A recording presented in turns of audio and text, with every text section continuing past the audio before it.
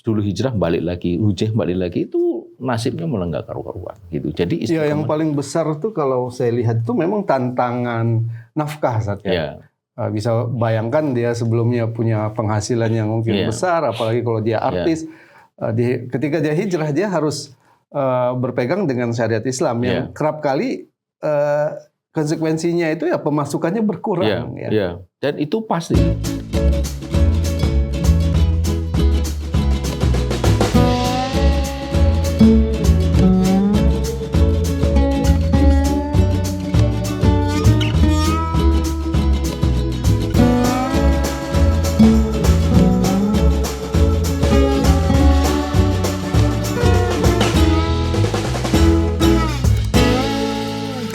Bismillahirrahmanirrahim. Assalamualaikum warahmatullahi wabarakatuh. Pemirsa yang dirahmati Allah Subhanahu wa taala, kembali kita bertemu dalam program Focus to the Point.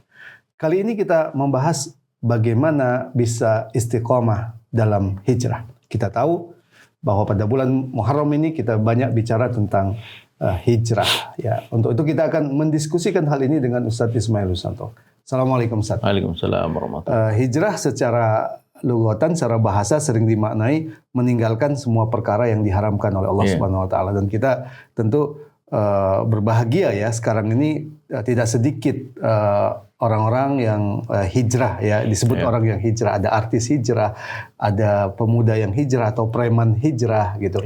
Tapi yang jadi tantangan itu bertahan dalam ketaatan itu. Apa yang menjadi kunci ketika seorang itu hijrah bisa bertahan dalam ketaatannya? Baik, bismillahirrahmanirrahim. Assalamualaikum warahmatullahi wabarakatuh. Waalaikumsalam. Alhamdulillah, salatu wassalamu ala rasulillah wa ala alihi wa sahbihi wa man tabi'ahum ila yaumil qiyamah. Yang pertama dan utama adalah harus ada kesadaran bahwa hijrah itu dilakukan oleh karena kita ingin menyelamatkan sesuatu yang sangat berharga pada diri kita atau milik kita gitu, sebagaimana disebut oleh Imam Ibnu Hajar Al-Asqalani itu bahwa hijrah itu al-firaru bidin minal fitan. Jadi menyelamatkan agama dari fitnah. Itu pertama yang harus disadari. Jadi hijrah ini karenanya sesuatu yang amat sangat penting karena ini berkenaan dengan kebaikan kita bukan hanya di dunia tapi terutama adalah di akhirat. Bukankah agama ini milik kita yang paling berharga? Iman dan takwa itulah yang akan menentukan posisi kita di hadapan Allah. Allah sendiri mengatakan inna akramakum indallahi atqakum. Sesungguhnya orang yang paling mulia di antara kalian itu adalah orang yang bertakwa di sisiku itu. Nah, jika demikian maka orang mesti berpikir bahwa karena ini sesuatu yang sangat berharga, dia mestinya jaga, dia bela, dia pertahankan apapun resikonya by all means at all cost gitu, dengan segala cara dan berapapun ongkosnya gitu. Jadi ini dulu yang pertama harus dimiliki. Jika ketika orang berhijrah itu memahami sedemikian rupa dalamnya pentingnya hijrah, maka dia akan melihat bahwa istiqomah itu sesuatu yang memang tidak bisa tidak, harus gitu. Ibarat kata orang itu sudah tahu bahwa ini di jalan yang akan mengantarkan dia kepada tujuan. Katakanlah misalnya kalau kita ini dari Bogor mau ke Semarang, kita sudah ngerti bahwa jalan tol ini, selepas nanti jalan tol di dalam kota, kemudian kita ke kanan, jalan tol Cikampek, kemudian lurus sampai ke Cipali dan sebagainya, itu kita ngerti bahwa inilah yang akan mengantarkan kita ke Semarang. Ketika kita tahu bahwa ini jalan yang akan mengantarkan kepada tujuan, maukah kita itu disuruh keluar dari jalan itu? Pasti kan kita nggak mau. Kenapa? Karena kalau kita keluar nggak akan nyampe ke Semarang. Kalaupun sampai mungkin coba lihat gitu jalannya nggak karu-karuan. Nah, serupa itulah kira-kira istiqomah itu. Jika kita sudah tahu bahwa ini adalah jalan yang akan mengantarkan kita kepada kebahagiaan hidup di dunia dan akhirat, maka istiqomah itu bukanlah sebuah pilihan. Kalau dia pilihan itu the only choice, satu-satunya pilihan. Maka orang akan mengatakan lebih berat tidak istiqomah ketimbang istiqomah. Nah, gitu. Kenapa? Kalau tidak istiqomah, ibarat kata dia keluar dari jalan yang akan menuju mengantarkan kita pada tujuan. Itu lebih berat daripada mengikuti jalan yang benar itu.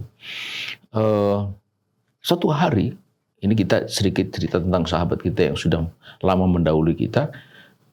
Ustadz Arif Mukti itu bercerita kepada saya. Ustadz saya mendapatkan tawaran menyanyi. Dia dulu penyanyi sangat terkenal kan. Dan dia tinggalkan itu karena dia tahu persis bahwa itu sesuatu yang harus ditinggalkan. Di 30 kota. Satu kota bayarannya 50 juta. Pada waktu itu kira-kira 15 tahun yang lalu. Kalau ukuran sekarang ya berarti mungkin sudah sampai 15 miliar kalau sekarang. Totalnya itu. Lalu saya tanya, diterima enggak? Tidak. Gitu. Kenapa tidak diterima? Saya tanya pada beliau. Karena saya harus istiqomah. Nah, gitu. Jadi istiqomah ini bagi orang yang paham betul itu lebih mudah ketimbang tidak istiqomah. Karena tidak istiqomah akan membuat dia lebih celaka. Kemudian yang ketiga ditambah dengan keyakinan kepada Allah Subhanahu wa taala bahwa orang yang berhijrah itu kalau di dalam Al-Quran kan di wa may yuhajir fi sabilillah yajid fil ardi muraghaman katsira wa sa'ah. Barang siapa yang berhijrah di jalan Allah, maka dia akan menjumpai muraghaman katsira. Kalau kita membaca tafsir dari ayat itu, muraghaman di situ adalah makanul hijrah, tempat hijrah yang banyak. Artinya jika kita ini hijrah, jangan pernah takut kita itu tidak ada tempat untuk tinggal. Tidak ada tempat baru, lingkungan baru dan sebagainya. Pasti. Kalau dalam bahasa, ini kalau kita mengikuti kisah sedikit tentang nasihat Ertugrul kepada anaknya Utsman. Waktu itu kan Utsman kecil itu bertanya, kalau bapak meninggal, aku bersama siapa? Kamu akan bersama dengan sahabatmu. Siapa sahabatku? Aku nggak tahu. Tetapi sepanjang kau berjalan di jalan Allah, maka yakinlah kau akan bertemu dengan sahabat-sahabatmu, yaitu mereka orang-orang yang juga berjalan di jalan Allah. Gitu. Di situ muraghaman katsira. Karena itu tidak pernah ada kisah bahwa orang yang berhijrah itu, kalau bahasa Jawanya itu kapiran. Kapirannya itu terlunta-lunta atau ya nggak inilah. Kemudian wasa'ah itu artinya rezeki yang melimpah, gitu, rezeki yang luas. Nah, keyakinan semacam itu yang juga membuat orang itu menjadi lebih kuat untuk istiqomah ketimbang tidak istiqomah. Sebab kalau dia tidak istiqomah, dia tidak akan mendapatkan rezeki yang melimpah tadi dan tidak akan mendapat tempat yang baik. Justru akan terpuruk lagi. Dan sudah dilihat berulang kali ada orang yang dulu hijrah balik lagi, balik lagi, itu nasibnya malah nggak karu-karuan gitu. Jadi ya, yang paling besar tuh kalau saya lihat itu memang tantangan nafkah saat ya. Bisa bayangkan dia sebelumnya punya penghasilan yang mungkin besar, apalagi kalau dia artis. Ketika dia hijrah dia harus berpegang dengan syariat Islam yang kerap kali konsekuensinya itu ya pemasukannya berkurang. Dan itu pasti. Dan itu terjadi. Ya, seperti Ustaz Harimauti tadi itu jelas dia ibarat kata itu dulunya itu di atas, sekarang jatuh di bawah. Tapi yang menarik dari apa yang dia alami itu, dia merasakan sesuatu yang dulu tidak dirasakan. Apa itu? Kebahagiaan. Kalau dalam bahasa kita itu keberkahan gitu. Jadi quantity itu memang jauh.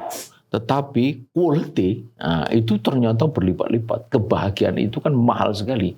Dan itu sesungguhnya yang dicari oleh banyak sekali artis-artis yang sekarang ini sebenarnya sedang bermasalah. Bermasalah terhadap apa? Terhadap hilangnya rasa bahagia itu. Bagian keberkahan itu gitu. Itu yang kemudian membuat mereka itu mengakhiri hidupnya dengan overdosis, ada yang bunuh diri, ada yang segala macam di tengah ketenaran mereka gitu.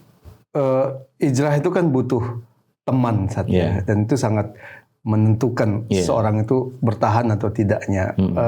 Ketika seorang itu sudah meninggalkan keharaman, pertemanan seperti apa yang dia harus bangun? Ya, karena itu memang pertama atau berikutnya setelah kita hijrah itu memang kita harus berada di lingkungan yang kondusif. Kita ini manusia biasa yang mahlul khata' wa nisyan, yang suka salah, lupa dan dhaif, lemah. Kita itu perlu semacam kalau bayi itu semacam inkubator gitu. Bayi yang lahir dalam keadaan prematur atau mengalami gangguan macam-macam itu biasanya kan ditaruh di inkubator. Itu untuk menyelamatkan dia, memberikan satu lingkungan yang kondusif. Begitu juga ibarat bayi, orang yang berhijrah itu masih sangat rentan dia. Masih terbawa pola pikir, kebiasaan, kultur, dan gestur macam-macam itu pada lingkungan yang lama. Kalau dia masih tetap berada di lingkungan yang lama, ya ibarat kata kita ini sudah mentas, sudah bebersih, mandi, tapi tetap di kubangan lumpur ya tetap kotor gitu. Karena itu harus beranjak dari kubangan lumpur itu kepada lingkungan yang baru. Dan itu yang harus dicari memang. Harus dicari, harus disengaja, harus lingkungan yang baru juga harus welcome. Harus menerima sebagai sahabat baru, tak lagi perlu mempersoalkan latar belakang dia atau masa lalu dia, kemudian dilindungi. Nah, di situ sebenarnya fungsi dari zakat kalau kita bicara tentang mu'alaf itu kan juga bagian dari social security net kalau kita baca dalam konteks ekonomi. Jadi perlindungan secara ekonomi, perlindungan secara psikologis, bahkan juga perlindungan secara politis kadang-kadang gitu. Jadi saling tolong menolong itu sangat, ta'awun 'alal birri wa taqwa dibutuhkan. Itu karena dia masih baru gitu. Terakhir Ustaz Ismail, kita lihat teman-teman kita yang hijrah itu paling tidak ada dua tipikal ya. Ada perubahan yang besar, tapi ada juga yang stagnan gitu. Walaupun dia tetap dalam posisi yang baik ya. Kuncinya itu kan menuntut ilmu. Bagaimana pentingnya menuntut ilmu bagi orang-orang yang hijrah ini? Orang itu, manusia itu masih bisa diharap berubah dari yang semula A menjadi B menjadi lebih baik sepanjang dia itu punya unsur-unsur yang membuat dia berubah. Apa unsur yang membuat dia berubah? Satu, mungkin dia itu mau mendengar, mau mendengar mungkin di dalam pengajian, mendengar mungkin dia dapatkan dari sosial media. Kemudian yang kedua dia mau membaca,